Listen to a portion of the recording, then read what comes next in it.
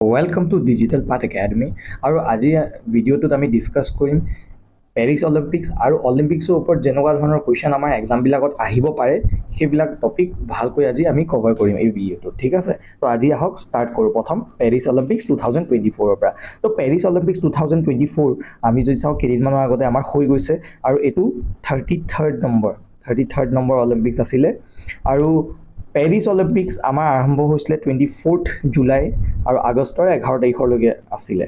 আৰু ইয়াত চাৰিটা নতুন স্পৰ্ট এড কৰা হৈছিলে তাৰে ডেবিউট কৰিছিলে ব্ৰেক ডেন্সিংটো ব্ৰেকিং বুলিও কয় বা ব্ৰেক ডেন্সিং এইটো আপোনাৰ নতুন ডেবিউটেণ্ট আছিলে তাৰ উপৰিও আৰু তিনিটা আমি দেখা পালোঁ সাৰ্ফিং ঠিক আছে 3 ভাৰ্চেছ 3 বাস্কেটবল আৰু স্পৰ্টছ ক্লাইম্বিং এইকেইটা এড কৰা হৈছে আৰু আমাৰ নেক্সট অলিম্পিক্স হ'ব 2028ত লছ এঞ্জেলিছত আৰু ইয়াত বেচিকেলি 5টা স্পৰ্ট এড কৰিব তাৰে ফাৰ্ষ্টটো হৈ গ'ল ফ্লেগ ফুটবল যাক আমি ৰাগবি বুলিও জানো আৰু স্কোৱাছ আছে ইয়াত ঠিক আছে তাৰ উপৰিও বেছবল বা ছফ্টবল বুলি কয় এইটো স্পৰ্ট আৰু আমি দেখিছোঁ লেক্ৰছে এইটো হৈ গ'ল আপোনাৰ স্পৰ্টছ আৰু ক্ৰিকেটটো নিউলি এড কৰিব আৰু ক্ৰিকেটটো এড কৰিব বেচিকেলি এই বেছবল ক্ৰিকেট আৰু এই লেক্ৰছেটো এইবিলাক আপোনাৰ আগতেও ডেবিউট কৰিছিলে কিন্তু মাজত ডিছকণ্টিনিউ হৈ গ'ল ঠিক আছে কিন্তু এইটো আকৌ নতুনকৈ ৰিইণ্ট্ৰডিউচ কৰিব কেতিয়া অলিম্পিক্স 2028 লছ এঞ্জেলিছ পেৰিছে এইবাৰ দি 3 নম্বৰ বাৰ অলিম্পিক্স হোষ্ট কৰিছে আৰু ইয়াৰ আগত তেনেকৈ 3বাৰ লণ্ডনে হোষ্ট কৰিছিলে তো এতিয়ালৈকে অকল দুখন চিটিয়ে 3বাৰ অলিম্পিক্স হোষ্ট কৰিছে কি পেৰিছ আৰু লণ্ডন তো পেৰিছে ইয়াৰ আগত 1900ত কৰিছিলে তাৰ আগত 100 বছৰ আগত আমি যদি চাওঁ 1924 আৰু এতিয়া 2024 হোষ্ট কৰিছে আৰু এবাৰ মেস্কট আছিলে আপোনাৰ ফাইৰিজিয়ান কেপটো বেচিকেলি এইটো ফেমাছ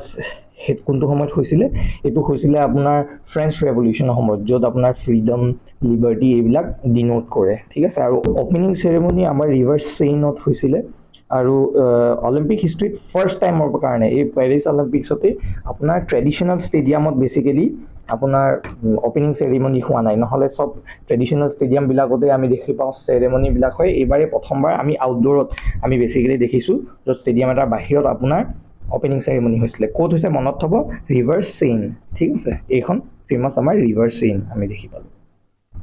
নেক্সট চাওঁ ইণ্ডিয়াৰ কেম্পেইনটো কি হ'ল তো ইণ্ডিয়াৰ পাৰফৰ্মেঞ্চ বা ইণ্ডিয়াৰ কেম্পেইন কেনেকুৱা হৈছিলে 2024 পেৰিছ অলিম্পিক্সত তো ইণ্ডিয়াই 6টা মেডেল জিকিছিলে তাৰে এটা চিলভাৰ আৰু 5টা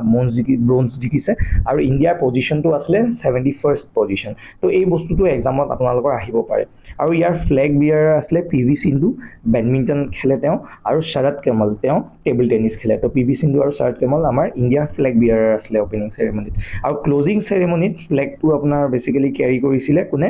মানু ভাকাৰ এই মানু ভাকাৰে এইবাৰ আমাৰ দুটা অলিম্পিক মেডেল জিকিছে আৰু প্ৰিয়া শ্ৰীজেশ বেচিকেলি তেওঁ হকীৰ গ'লকিপাৰ হয় ঠিক আছে আৰু এইবাৰ তেওঁ ৰিটায়াৰমেণ্টটো লৈছে একচুৱেলি পেৰিছ অলিম্পিক্সৰ পিছতে পেৰিছ অলিম্পিক্স আমি ৰিজাল্টটো যদি চাওঁ পেৰিছ অলিম্পিক্সৰ ৰিজাল্টটো আমি দেখি পাওঁ যে মানু ভাকাৰে প্ৰথম এইবাৰ ব্ৰঞ্জ মেডেল ফাৰ্ষ্ট ইভেণ্টত তেওঁৱে জিকিছিলে ব্ৰঞ্জ জিকিছিলে 10 মিটাৰ পিষ্টলত আৰু তেওঁ ছেকেণ্ড ব্ৰঞ্জ এটা জিকিলে মিক্স ইভেণ্টত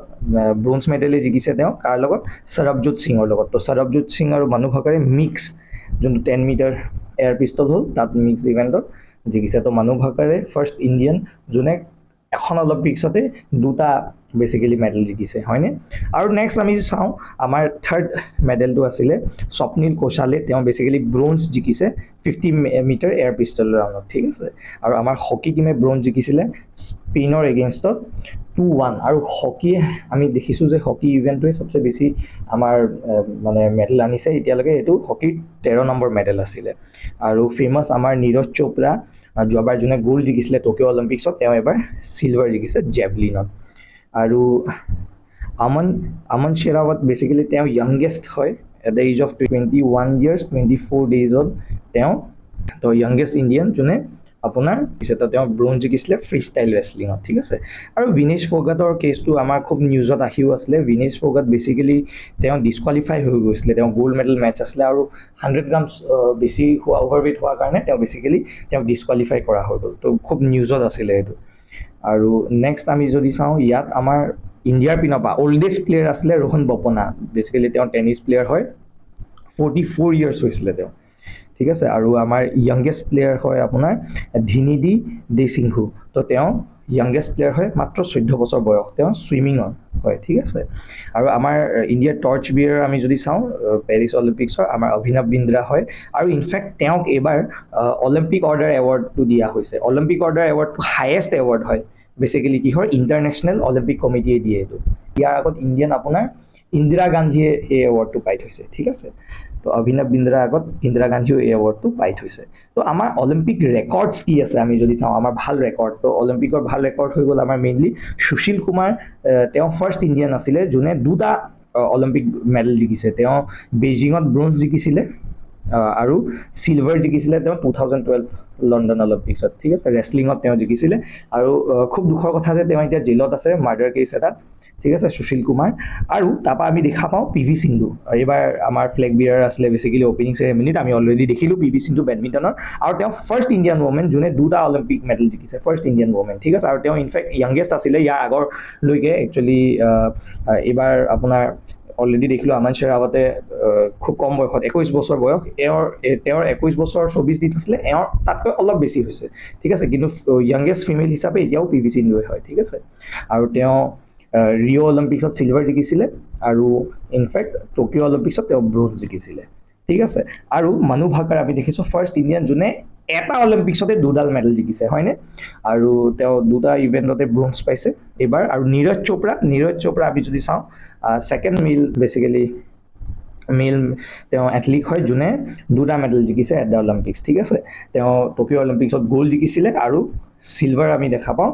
তেওঁ পেৰিছত জিকিছে অলিম্পিকৰ যদি আমি ৰিংকেইটা চাওঁ ৰিংকেইটা 5টা কালাৰ আছে আৰু 5টা কালাৰে বেলেগ বেলেগ কণ্টিনেণ্টক বেচিকেলি ৰিপ্ৰেজেণ্ট কৰে যেনেকৈ ব্লু কালাৰটোৱে ইউৰোপক কৰে য়েল্ল'য়ে এছিয়াক কৰে ব্লেকে আফ্ৰিকাক কৰে গ্ৰীণে অ'চেনিয়া বা আমি অষ্ট্ৰেলিয়াক কৰে বুলি ক'ব পাৰোঁ আৰু ৰেডে আমেৰিকাক কৰে ঠিক আছে আৰু ইণ্ডিয়া এট অলিম্পিক্স আমি যদি চাওঁ আজিলৈকে ইণ্ডিয়াৰ কেনেকুৱা পাৰফৰ্মেঞ্চ আছে এই অলিম্পিক্সত আৰু ইণ্ডিয়াই কেতিয়াৰ পৰা পাৰ্টিচিপেট কৰিছে অলিম্পিক্সত আমি ইয়াত এতিয়া এই আগলৈ গম পাম ইণ্ডিয়াই প্ৰথমবাৰৰ কাৰণে পাৰ্টিচিপেট কৰিছিলে অলিম্পিক্স 1900ত 1900 চনত প্ৰথমবাৰৰ কাৰণে ইণ্ডিয়াই আপোনাৰ অলিম্পিক্সত ৰিপ্ৰেজেণ্ট কৰিলে আৰু ইণ্ডিয়াই ফাৰ্ষ্ট এছিয়ান নেশ্যন আছিলে যোনে পাৰ্টিচিপেট কৰিছিলে অলিম্পিক্সত আৰু ইয়াত বেচিকেলি নৰ্মান পিচাৰ তেওঁ এজন এংলো ইণ্ডিয়ান আছিলে যোনে দুটা চিলভাৰ জিকিছিলে সেই অলিম্পিক্সত আৰু তেওঁ ফাৰ্ষ্ট এছিয়ান আছিলে যোনে অলিম্পিক মেডেল জিকিছে তো তেওঁ আমি দেখিছোঁ এজন এংলো ইণ্ডিয়ান আছিলে আৰু আমাৰ ফাৰ্ষ্ট টিমটো ছামাৰ অলিম্পিক্স 1920ত পঠাইছে তো ইয়াৰ আগত কিমান অলিম্পিক্স আমাৰ ৰিপ্ৰেজেণ্ট কৰিলে ইণ্ডিয়াই সেইকেইটাত আপোনাৰ বেচিকেলি ইণ্ডিভিজুৱেলখিনিহে পঠিয়াইছিলে ইণ্ডিভিজুৱেল ইভেণ্ট খেলা প্লেয়াৰ্ছবিলাক পঠিয়াইছিলে ফাৰ্ষ্ট টিম ইভেণ্ট আমাৰ 1920ত পঠিয়াইছিলে আৰু ৱৰ্ল্ড ৱাইড যিহেতু হৈ আছিলে সেইকাৰণে ইয়াত মাজত এটা অলিম্পিক্স নহ'ল ঠিক আছে কাৰণ 1914 বা 1918লৈকে যিহেতু আপোনাৰ ৱৰ্ল্ড ৱাৰ হৈ আছিলে তো এটা অলিম্পিক্স মাজত হোৱা নাছিলে তো ইণ্ডিয়াই ফাৰ্ষ্ট টাইম উইণ্টাৰ অলিম্পিক্স কেতিয়া বেচিকেলি পাৰ্টিচিপেট কৰিছে 1964 তো 1964 উইণ্টাৰ অলিম্পিক্স ইণ্ডিয়াই বেচিকেলি পাৰ্টিচিপেট কৰিছে আৰু ফাৰ্ষ্ট গ'ল্ড মেডেল আমি যদি চাওঁ ইণ্ডিপেণ্ডেণ্ট ইণ্ডিয়াই কেতিয়া জিকিছে 1948ত তো ফাৰ্ষ্ট গ'ল্ড মেডেল ইণ্ডিপেণ্ডেণ্ট ইণ্ডিয়াই 1948ত জিকিছে হকীত জিকিছিলে আৰু কাক হৰুৱাইছে গ্ৰেট ব্ৰিটেইনক বেচিকেলি হৰুৱাইছিলে ফাইনেলত আৰু চব আমি 1947ত আমি ব্ৰিটেইনৰ পৰাই বেচিকেলি ফ্ৰীডম পাইছিলোঁ তেওঁলোককে ইয়াৰ পৰা খেদাই কেনে আমি ফ্ৰীডম পাইছিলোঁ আৰু তাৰ এবছৰ পিছতে আমি 1948ত তেওঁলোকৰ জেগাতে অলিম্পিক্সত আমি তেওঁলোকক ফাইনেলত হৰাইছোঁ আৰু গ'ল্ড মেডেল ফাৰ্ষ্ট গ'ল্ড মেডেলটো আমাৰ জিকিছোঁ আৰু আমি চাওঁ 1952ত আমাৰ প্ৰথমবাৰৰ কাৰণে women competitor পঠোৱা হৈছিলে তো ইয়াৰ আগত মেল কম্পিটিটৰে গৈ আছিলে 1952 অলিম্পিক্সৰ আগত 1952 প্ৰথমবাৰৰ কাৰণে women competitor পঠোৱা হৈছিলে আৰু এই অলিম্পিক্সতে আমি যদি চাওঁ কেডি যাদৱে ব্ৰঞ্জ মেডেল জিকিছিলে ঠিক আছে তেওঁ ৰেছলিঙত ব্ৰঞ্জ মেডেল জিকিছিলে আৰু ফাৰ্ষ্ট ইণ্ডিভিজুৱেল আছিলে তেওঁ ফৰ ইণ্ডিপেণ্ডেণ্ট ইণ্ডিয়াত তেওঁ এটা মেডেল জিকা কোন কেডি যাদৱ আৰু ইয়াৰ পিছত আমি চাওঁ কৰ্ণম মালেশ্বৰী তেওঁ ফাৰ্ষ্ট ইণ্ডিয়ান woman যোনে এটা অলিম্পিক মেডেল জিকিছে আৰু তেওঁ ব্ৰঞ্জ জিকিছিলে 69 কেজি ৱেইট কেটেগৰী কিহত ৱেইট লিফটিঙত 2000 অলিম্পিক্স সিডনীত যোনটো হৈছিলে আৰু অভিনৱ বিন্দ্ৰা তেওঁ ফাৰ্ষ্ট ইণ্ডিয়ান আছিলে যোনে এটা গোল্ড মেডেল জিকিছে ইণ্ডিভিজুৱেল ইভেণ্টত কাৰণ ইয়াৰ আগত যিমান আমি গোল্ড মেডেল দেখিছোঁ সেইবিলাক হকীয়ে জিকিছিলে এটা টিম ইভেণ্ট আছিলে তো ইণ্ডিভিজুৱেল ইভেণ্টত ফাৰ্ষ্ট আপোনাৰ অভিনৱ বিন্দ্ৰাই জিকিছিলে 10 মিটাৰ এয়াৰ ৰাইফেলত কোনটো অলিম্পিক্সত 2008 বেইজিং অলিম্পিক্সত আৰু এই অভিনৱ বিন্দ্ৰাই আমি দেখিলোঁ তেওঁ টৰ্চ বিয়াৰ আছিলে পেৰিছ অলিম্পিক্স 2024 ইনফেক্ট এইবাৰ তেওঁক কি দিছে এইবাৰ অলৰেডি ডিছকাছ কৰি গৈছোঁ তেওঁক ইণ্টাৰনেশ্যনেল অলিম্পিক কমিটিয়ে তেওঁলোকৰ হায়েষ্ট এৱাৰ্ডটো বেচিকেলি অভিনৱ বিন্দ্ৰাক দিছে হয়নে আৰু আমি যদি গোটেইকেইটা অলিম্পিক চাওঁ তাত কম্পেয়াৰ কৰি যদি চাওঁ সবচে বেষ্ট পাৰফৰ্মেঞ্চ আমাৰ হৈছিলে টকিঅ' অলিম্পিক্স 2020 মানে যোৱাবাৰ অলিম্পিক্সটো য'ত আমি 7টা মেডেল জিকিছিলোঁ আৰু ইয়াত এটা গ'ল্ড মেডেলো বেচিকেলি জিকিছিলে আমাৰ নীৰজ চোপ্ৰাই জেভলিনত ঠিক আছে আৰু আমাৰ অসমৰ পৰা লভলীনা বৰগোহাঁইও ইয়াত বেচিকেলি এটা ব্ৰঞ্জ মেডেল জিকিছিলে বক্সিঙত আৰু ইণ্ডিয়াৰ এইটো যদিও বেষ্ট পাৰফৰ্মেঞ্চ আছিলে ইয়াত ইণ্ডিয়াৰ পজিশ্যন 48 আছিলে এই অলিম্পিক্সটোত আৰু আমি অসমৰ কণ্টেক্সত যদি চাওঁ লভলীনা বৰগোহাঁই তেওঁ বেচিকেলি ফাৰ্ষ্ট মেডেলিষ্ট হয় অসমৰ পৰা অলিম্পিক্সত তেওঁই ফাৰ্ষ্ট আৰু অনলি এতিয়ালৈকে হৈ আছে তেওঁ ব্ৰঞ্জ মেডেল জিকিছিলে 69 কেজি ৱেট কেটেগৰীত বক্সিঙত ঠিক আছে আৰু আমাৰ প্ৰথম অলিম্পিয়ান হৈ গ'ল দীপাংকৰ ভট্টাচাৰ্যী তেওঁ বেডমিণ্টন ইভেণ্টত বেচিকেলি অসমক ৰিপ্ৰেজেণ্ট কৰিছিলে ফাৰ্ষ্ট কোনটো অলিম্পিক্সত 1992 বাৰ্চিলোনা অলিম্পিক্সত ইনফেক্ট তেওঁ দুটা অলিম্পিক্স ৰিপ্ৰেজেণ্ট কৰিছে তেওঁ আটালান্টা যোনটো অলিম্পিক্স 1996ত হৈছিলে তাতো তেওঁ ইনফেক্ট ৰিপ্ৰেজেণ্ট কৰিছে ঠিক আছে আৰু তেওঁৱে first one of the first badminton player যোনে ইণ্ডিয়াক ৰিপ্ৰেজেণ্ট কৰিছে এট দ্য অলিম্পিক্স তো এইখিনিয়ে আছিলে আমাৰ আজি অলিম্পিক্সৰ যোনখিনি আহিব পৰা ফেক্টছ কিছুমান এক্সামবিলাকত এনেকৈ আৰু নতুন ভিডিঅ' লৈ আপোনালোকলৈ আহি থাকিম মৰম দি থাকিব আৰু ভালকৈ পঢ়িব আপোনালোকে এক্সামবিলাকলৈ ঠিক আছে গুড বাই আৰু জয় আই অসম